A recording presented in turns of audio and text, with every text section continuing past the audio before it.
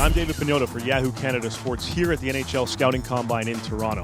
And with 100 top prospects here in one spot, NHL teams are on a feeding frenzy to find out which kid is the next top talent coming out of the draft. Is the Combine event really worth it? Does it pay dividends?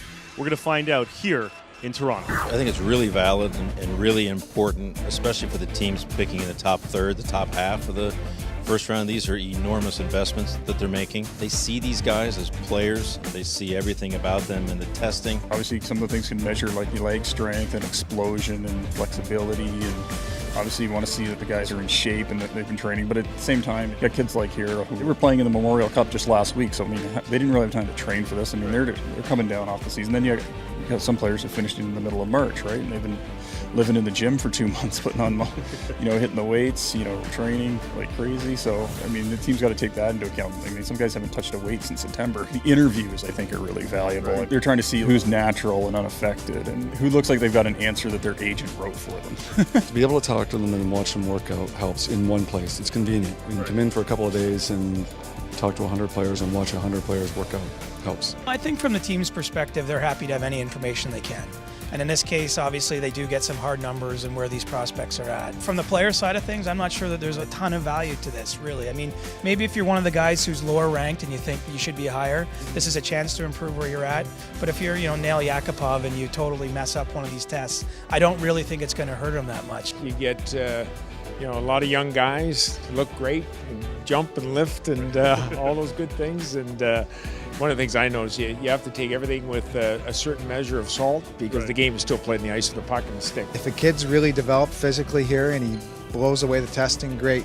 But there's a lot of players that aren't developed physically. They're going to be a lot different 3 or 4 years from now physically. And I don't think you can base a decision necessarily on just how they physically perform in a test. From the physical testing, you can imagine the anxiety in these young players coming out with mass media and the people that they hope to one day be working for.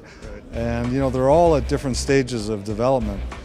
Some are, you can tell that they're physically mature, and some are just starting. So they're all at different levels. But very important time just to get to know these players a little bit better and in a different way other than watching them on the ice. The Combine just gives people an overall idea of basically where their numbers are at, where they're at as a person.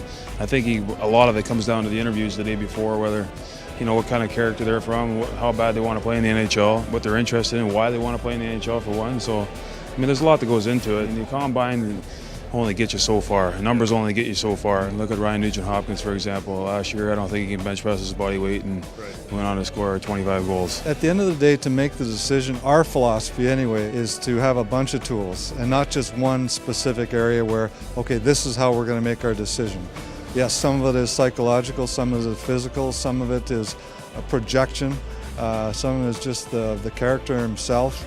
But there's a lot of real significant reasons why on that day you're going to select someone on behalf of the Edmonton Oilers. What I find is you can't put over amount of weight in any one area. If a guy's bench press 300 pounds, or even if an interview, if a guy might be a little bit quiet, to me it's just trying to just get a little bit more information, and you throw the 18 or 20 variables into the pot, and you hope to make the right pick. I like to get to know the personalities a little bit. You get this little sense of the drive. Then you watch them when they're doing their weights and who pushes real hard or who kind of quits maybe a little bit early, and then you hope to goodness you make the right selection.